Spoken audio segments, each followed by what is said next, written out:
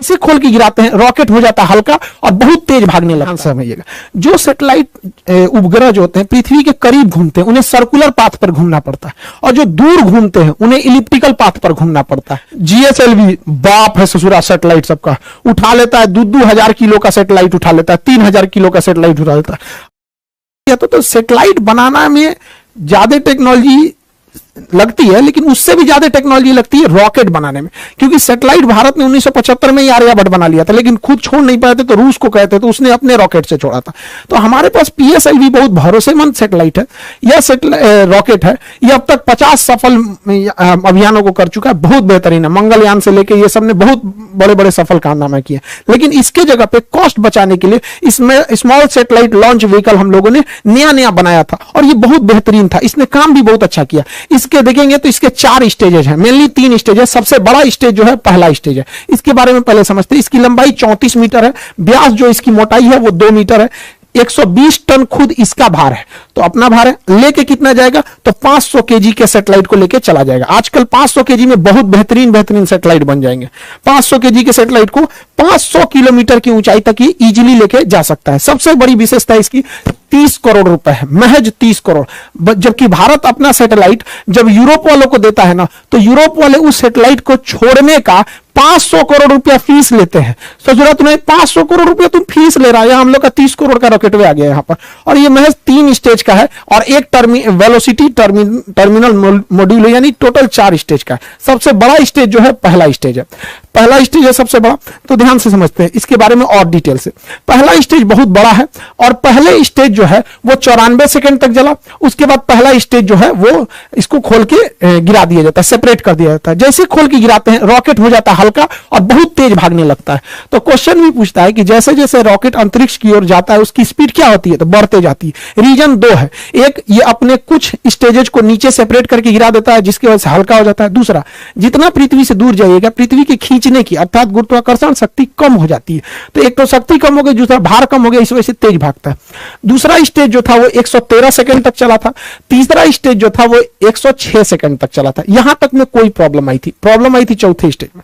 अब यहां थोड़ा ध्यान से समझिएगा, ये तीनों स्टेज में ना सॉलिड ईंधन का प्रयोग किया जाता है। जैसे दीपावली के रॉकेट में जो ईंधन भरा जाता है ना, बारूद, सॉलिड इंजन होता, सॉलिड होता है, वो एकदम ठोस होता है, बारूद भर दिया जाता है। वैसे इसमें सॉलिड फ्यूल का यूज किया था, यानी बारूद भरा गया था। इसमें एक बार आग पकड़ लिया ना तो आपके कंट्रोल में नहीं रहेगा, ना ही आप इसे स्टॉप कर सकते हैं। तो सॉलिड इंजन की एक खराबी, पावर तो तगड़ा देते हैं सब, लेकिन इन्हें आप कंट्रोल नहीं कर सकते। तो इसरो कितना दिमाग लगाया, जब सीधे ऊपर भेजना था तो लगा दिया तीनों में सॉलिड इंजन। और ये सॉलिड इंजन जो होता है इसमें जो सॉलिड फ्यूल यूज किया जाता है HTPB, ये फुल फॉर्म एग्जाम में पूछता है, HTPB हाइड्रोक्सिल टर्मिनेटेड पॉलीब्यूटेराइन, ये इसमें यूज होता है HTPB ईंधन के रूप में। इसे कंट्रोल नहीं किया जा सकता। तो ये तो चौथा, अब लास्ट स्टेज एकदम छोटा सा था, एकदम छोटा सा था, उसे महज 20 सेकंड के लिए बनाया गया था चौथे स्टेज को। उसका नाम होता है velocity trimming module, VTM, velocity trimming module. यहीं से गड़बड़ चालू हो गया। इस ससुरा को चलना था चौथा स्टेज को 20 सेकंड के लिए, चला 21 सेकंड के लिए। 1 सेकंड के लिए चला तो क्या हो गया कि ये सर्कुलर की जगह इलिप्टिकल पाथ पर चला गया। जाना चाहिए था गोल, चल गया अंडाकार में, क्योंकि इसका काम ये होता है स्पीड को बढ़ा घटा के पाथ को मेंटेन करना, जिस वजह से इसका डाटा लॉस हो गया और ये प्रशांत महासागर की ओर गिर जाएगा। यहां पर ये इलिप्टिकल नहीं हो पाया था। यहां पे लास्ट स्टेज में देखिए, जो वेलोसिटी ट्रिमिंग मॉड्यूल होता है वो इन सैटेलाइटों को लॉन्च करने के टाइम उनका एंगल डिसाइड करता है, किसको कितने एंगल पे छोड़ना है, मल्टीपल सैटेलाइट्स को कितने एंगल पे किसको कितना घुमाना है। यहीं पर डाटा लॉस हो गया। ये सारा चीज अपने समय सही से चल रहा था, यहां पे क्या हो गया, डाटा लॉस हो गया। 20 सेकंड की जगह पे 1 ही सेकंड फायर हुआ। इसका मतलब पूरा रॉकेट सही है, कोई दिक्कत नहीं है, बस ये ट्रिमिंग मॉड्यूल में दिक्कत है, एंगल गड़बड़ा दिया था। देखिए एक चीज ध्यान से समझिएगा, जो सैटेलाइट उपग्रह जो होते हैं पृथ्वी के करीब घूमते हैं उन्हें सर्कुलर पाथ पर घूमना पड़ता है, और जो दूर घूमते हैं उन्हें इलिप्टिकल पाथ पर घूमना पड़ता है। तो गलती से इसे जाना चाहिए था सर्कुलर पे, चल गया इलिप्टिकल पे, जिस वजह से ये क्या हो गया, गड़बड़ हो गया अपने ट्रिमिंग फेज में। इसलिए देखेंगे लास्ट फेज में बस ये 20 सेकंड के लिए यही बच गया था, जिस वजह से ये फेल कर गया था। हालांकि लेकिन कोई बात नहीं, हम लोग अगली बार फिर तैयार करेंगे। पहला लॉन्च जो था वो तो PSLV का भी फेल हो गया था, पहला लॉन्च जीएसएलवी का भी फेल हो गया था। सचिन तेंदुलकर भी अपने पहले मैच में कहा कोई अच्छा परफॉर्म कर पाए थे, लेकिन ऐसा तो नहीं है कि आगे नहीं किए थे, बेहतरीन काम किया था इस सैटेलाइट ने, बट लास्ट में थोड़ी सी सेंसर खराबी की वजह से ये गड़बड़ हो गया था ट्रिमिंग के समय में। हालांकि इस रॉकेट ने बहुत ही बेहतरीन ढंग से कार्बन लाइन को पार कर गया था। कार्बन लाइन क्या होता है, ध्यान से समझिएगा। पृथ्वी से वह ऊंचाई जिसे आप अंतरिक्ष मानते हैं, उस ऊंचाई को ही हम कार्बन लाइन कहते हैं। कार्बन लाइन के नीचे अंतरिक्ष, कार्बन लाइन के नीचे वायुमंडल यानी पृथ्वी, और इसके ऊपर अंतरिक्ष हो जाता है। इसे वैज्ञानिक कार्बन ने दिया था, उन्होंने कहा था कि यह 100 किलोमीटर है, लेकिन अभी इसे अप्रोक्स 80 से 83 किलोमीटर माना जाता है। कुछ देश इसे 80 मानते हैं, कुछ देश इसे 83 किलोमीटर मानते हैं। उसके ऊपर अंतरिक्ष चालू हो जाता है, यानी एक कार्बन लाइन हो जाता है। 1967 में एक समझौता हुआ था जिसके तहत कहा गया था कि कार्बन लाइन से ऊपर का एरिया किसी देश का नहीं है, उसमें कोई भी जहाज, कोई भी सैटेलाइट जा सकता है, और कार्बन लाइन के नीचे का एरिया उसी का है जिसके जस्ट नीचे वह देश है। यानी भारत अपने 80 यानी 83 किलोमीटर की ऊंचाई तक अगर कोई भी मिसाइल जाएगा तो उसे अपने ऊपर खतरा मान के मार के गिरा देगा, कोई जहाज जाएगा तो उसे मार के गिरा देगा। समझा रहा है कि नहीं? तो हमारा एरो स्पेस कितना होता है अपने क्षेत्र से, एक 83 किलोमीटर। लेकिन समस्या यहां ये आती है कि कोई देश इसे 80 मानता है और कोई देश इसे 83 मानता है। जो 83 मानता है वो तो ऊपर ऊपर जाएगा। अब जैसे मान के चले भारत कहेगा कि हम 80 मानते हैं, अमेरिका कहेगा 83 मानते हो, तो जाएगा। अब भारत चल जाएगा किसी क्षेत्र में 80 में, कहेगा हम तो कार्बन लाइन के ऊपर हैं, तू कहेगा मार के गिरा देंगे, कहेगा एयरक्राफ्ट है ये। तो इसमें काफी असमंजस है। हालांकि इतनी ऊंचाई पे कोई जहाज जाते नहीं है सब यहाँ पे। तो कार्बन लाइन हमेशा याद रखिएगा, इस एग्जाम के पॉइंट ऑफ व्यू से इंपॉर्टेंट है। यह अंतरिक्ष वगैरह में जितने सैटेलाइट वगैरह रहते हैं कार्बन लाइन के ऊपर ही डाल दिए जाते हैं। इस तरह से जो सैटेलाइट घूमता है इसे कहते हैं पोलर सैटेलाइट। ऊपर नीचे जो घूमता है ये पोलर सैटेलाइट। ये पोलर इसलिए कहते हैं कि ध्रुवीय सैटेलाइट, क्योंकि पृथ्वी के ऊपर और नीचे दो पोल है, north pole and south pole. तो पोल का चक्कर लगाने वाले सैटेलाइट को हम पोलर सैटेलाइट कहते हैं, हिंदी में कहते हैं ध्रुवीय सैटेलाइट। इसमें खर्चा कम आता है, ये सर्कुलर पाथ पे घूमते हैं और पूरी पृथ्वी का चक्कर लगा लेते हैं, निगरानी कर लेते हैं। कैसे?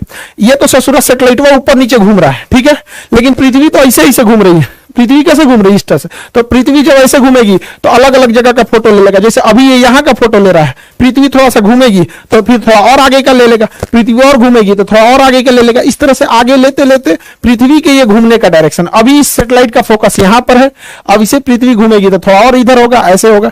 तो पोलर सैटेलाइट काफी सस्ते आते हैं और छोटे होते हैं, जबकि जियोसिंक्रोनस सैटेलाइट होते हैं उस ससुरे इलिप्टिकल पाथ पे घूमते हैं और ये 36,000 किलोमीटर की ऊंचाई पर होते हैं। इनको छोड़ना बड़ा कठिन काम होता है। हम लोग इसको छोड़ने के लिए GSLV रॉकेट रखे हैं। तो हमारे पास हर तरह के रॉकेट है, ऐसा कोई बात नहीं है। देखिए हम लोग अभी जो बनाए हैं SSLV, small satellite launch vehicle, ये सस्ते रॉकेटों को छोड़ देगा। PSLV थोड़ा और तगड़ा भेजेगा।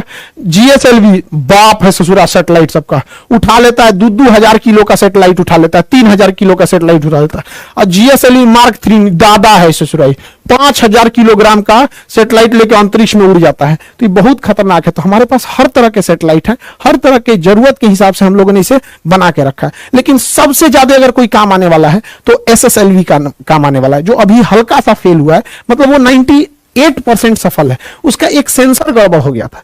SSLV की हम इतनी चर्चा क्यों कर रहे हैं, समझिए ध्यान से। एक ससुरा ये 72 घंटा में रेडी हो जाता है, मतलब ये पार्ट बाय पार्ट बन के बना रहता है। इसे कसने के लिए केवल 72 घंटा चाहिए, 3 दिन में रेडी हो जाता है। और इसे केवल 6 आदमी मिलकर रेडी कर सकते हैं और हर हफ्ते इसे लॉन्च किया जा सकता है। हर हफ्ते फटाफट 3 दिन में लॉन्च होगा और समय देख के मौसम ठीक है कि नहीं, सब कुछ ठीक है, लॉन्च कर देंगे। फिर हर हफ्ते इसे लॉन्च किया जा सकता है। महज 30 करोड़ में आता है, 30 करोड़ में। जबकि अगर आप स्पेस एक्स से सैटेलाइट छोड़वाते हैं तो 100 करोड़ तो खुदे ले लेता है। यहां तो 30 करोड़ का पूरा रॉकेट वे है और खाली छोड़ने का 100 करोड़ ले लेता है। अब कोई देश वेट नहीं करेगा क्योंकि हर हफ्ते ये भेज सकता है। जबकि हमारे पास जो PSLV और GSLV है, इनकी खराबी समझिए। एक तो सबसे इनको रेडी करने में 3 महीना लग जाता है, और दूसरा ये सस्ते 30 करोड़ के नहीं 200 करोड़ के, और GSLV को तो रेडी करने में 4 महीना लग जाता है। यानी अगर किसी को सैटेलाइट से लॉन्च कराना है हमारे GSLV से तो 4 महीने की वेटिंग लिस्ट है। आपको किसी ट्रेन में 4 महीने का वेटिंग मिलेगा तब ट्रेनें छोड़ देंगे उसको। तो इसमें 3 महीना, इसमें 4 महीना, इस ससुरा इसका खुद का खर्चा 400 करोड़ है, तो ये तो पैसा भी लेता है ज्यादा। इसी वजह से आज के समय मॉडर्न टेक्नोलॉजी है। मॉडर्न टेक्नोलॉजी में हर चीज छोटा होते जा रहा है। पहले शादी ब्याह में कैमरा करने वाला इतना बड़का कैमरा लेके आता था, अभी नॉर्मल कैमरा आ गया है। तो हर चीज अब छोटी होती होती जा रही है, हल्की होती जा रही है और काम पहले से 5 गुना कर रही है। इसलिए अब भारी भरकम रॉकेट की जरूरत नहीं है। अब हम लोग छोटे रॉकेट से भी काम चला लेंगे, अब इतना भारी भरकम रॉकेट की जरूरत नहीं है। तो हम लोगों का मेन फोकस है SSLV पे और ये पूरी दुनिया में राज करेगा। और इससे ज्यादा सबसे ज्यादा दिक्कत होगा किसको? तो SpaceX को, बहुत ज्यादा उसको सैटेलाइट छोड़ने की जरूरत है। तो हमारे यहाँ विदेशी ग्राहक बहुत आते हैं कि हमारा सैटेलाइट छोड़ दो क्योंकि आपका रॉकेट बहुत सस्ता है, हमें सस्ता पड़ता है। तो हम लोग के पास एक पहला लॉन्च पैड था केरल के थुम्बा में, उसका नाम था विक्रम साराभाई प्रक्षेपण केंद्र। तो ये विक्रम साराभाई था। हालांकि हम सबसे ज्यादा यूज करते थे आंध्र प्रदेश में सतीश धवन प्रक्षेपण केंद्र। तो सतीश धवन प्रक्षेपण केंद्र में हम लोगों ने 2 लॉन्च पैड बना रखे थे, 2 लॉन्च पैड बना थे। इसी से GSLV को भी लाते थे। देखिए ब्लैक कलर का जो होता है वो GSLV होता है, रेड कलर का जो होता है वो PSLV होता है।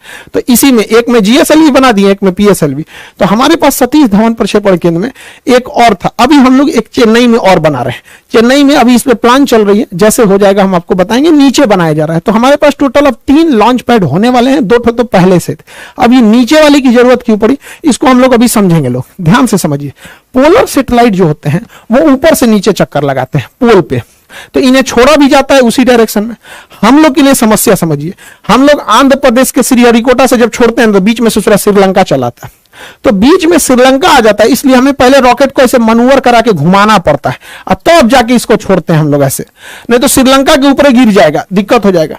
तो जब आप किसी से मनूवर कराइएगा, उसको थोड़ा घुमाइएगा, तो ज्यादा ईंधन खाएगा, ज्यादा खतरा बना रहेगा घूमने के दौरान ठीक से घुमा कि नहीं घुमा। इसलिए भारत ने सोचा कि इसका झमेले खत्म कर देते हैं। जो हमें जियो स्टेशनरी सैटेलाइट छोड़ना है, जो पृथ्वी का इससे चक्कर लगाते हैं 36,000, उसको तो सीरियल यहीं से छोड़ेंगे, सतीश धवन प्रक्षेपण केंद्र यानी श्रीहरिकोटा से छोड़ेंगे। और जो पोलर छोड़ना है वो कहां से छोड़ देगा? नीचे से, क्योंकि जब नीचे यहां से छोड़िएगा तो श्रीलंका को ऐसे क्रॉस करा के फिर जाना पड़ता है। और यहां से छोड़ेगा कोई नहीं है नीचे, नीचे में कोई नहीं है। देखिए ध्यान से, नीचे से छोड़ेगा तो समुद्र में कोई नहीं है। इस वजह से हम लोग तमिलनाडु में एक तीसरा प्रक्षेपण केंद्र भी हम लोग स्थापित करने जा रहे हैं। हम लोग के इसरो का इतिहास बहुत मतलब दुखदाई रहा है। हम लोग के पास इतने कम पैसे थे जब इसरो की स्थापना हुई थी कि साइकिल से हम लोग लेके जाते थे लोग रॉकेट को, यहाँ पे साइकिल से, देखिए पार्ट बाई पार्ट करके, यहाँ पे बैलगाड़ी से हम लोग ये सैटेलाइट को लेके आए थे लोग, और नारियल के पेड़ से बांध के साउंडिंग रॉकेट को छोड़ा गया था।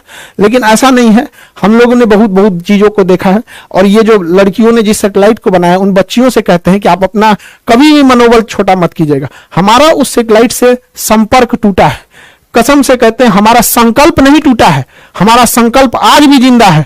हम यहां से उठ के खड़े हुए हैं। इसरो जो आज इतने बड़े बड़े जो सैटेलाइट देख रहे हैं ना यहाँ पे, ये हम लोग वही हैं जो साइकिल पे लेके घूमे थे। तो हमारा संपर्क टूट जाने से विरोधी हमारे पे हंसे नहीं, हम दृढ़ संकल्पित हैं लोग यहाँ पे। और भारत मां की वो बेटियां एक दिन दिखाएंगी जब अंतरिक्ष में राज होगा वहां पर, ये सैटेलाइट यहाँ पे। और दुश्मनों को सरदर्द के लिए जो लोग अभी PSLV से SSLV से डर रहे थे ना, सुनिए ध्यान से, GSLV तो बहुत पावरफुल है, ये है PSLV दुनिया का सबसे भरोसेमंद है। अभी SSLV सही हो ही गया, अभी NSLV भी बन रहा है, नैनो सैटेलाइट लॉन्च व्हीकल, यानी 1 किलो के सैटेलाइट को भी छोड़ देगा। Nano satellite launch vehicle 5 crore में, 5 करोड़ में। और इसकी सबसे ज्यादा जरूरत होती है टेस्ला को, SpaceX को, क्योंकि SpaceX अपना एक स्टारलिंक प्रोग्राम बना रहा है। इसको अंतरिक्ष में बहुत सारे हजारों सैटेलाइट इसको छोड़ना है अंतरिक्ष में, और नैनो सैटेलाइट इन्हें छोड़ने में लगभग 100 करोड़ का खर्चा आता है एक नैनो सैटेलाइट में। हम लोग का सैटेलाइट हुए 5 करोड़ में, 2 को छोड़ देंगे एक के बार में, होलसेल में काम हो जाएगा। तो हम लोग अभी एक और बना रहे हैं NSLV, nano satellite launch vehicle. इन्हीं सबको मद्देनजर रखते हुए भारत जो है अपने 3 लॉन्च पैड बना रहा है, ताकि उसे 3 लॉन्च पैड की जरूरत भी है। तो हम लोग इस चीज को समझे यहाँ पर, ये बहुत भारी भरकम। एक चीज और गौर किए होंगे, जब सैटेलाइट छोड़ते हैं तो इसमें से ये कुछ कुछ टुकड़े गिरते हैं। एक्चुअली ये टुकड़े नहीं होते हैं, इन्हें इंसुलेटर कहा जाता है, इंसुलेटर पैड। जब सैटेलाइट खड़ा रहता है ना, तो इसके अंदर जो लिक्विड भरा रहता है ईंधन, वो बहुत ठंडे टेम्परेचर पर रखना चाहिए। तो धूप लगेगा, एक दिन पहले ही टांग के रख देता है तो ठंडा, इसका सारी गर्मी निकल जाएगी, ठंडा खत्म हो जाएगी। इसलिए इसके बाहर में इंसुलेटर का पैड चिपका देता है। जहां जहां लिक्विड इंजन होता है वहां वहां इंसुलेटर का पैड लगा देता है। और जब ये सैटेलाइट ऊपर उठती है तो घर्षण से यही बाहर गिरने लगता है। आई होप आप PSLV, GSLV, SSLV, NSLV समझे होंगे।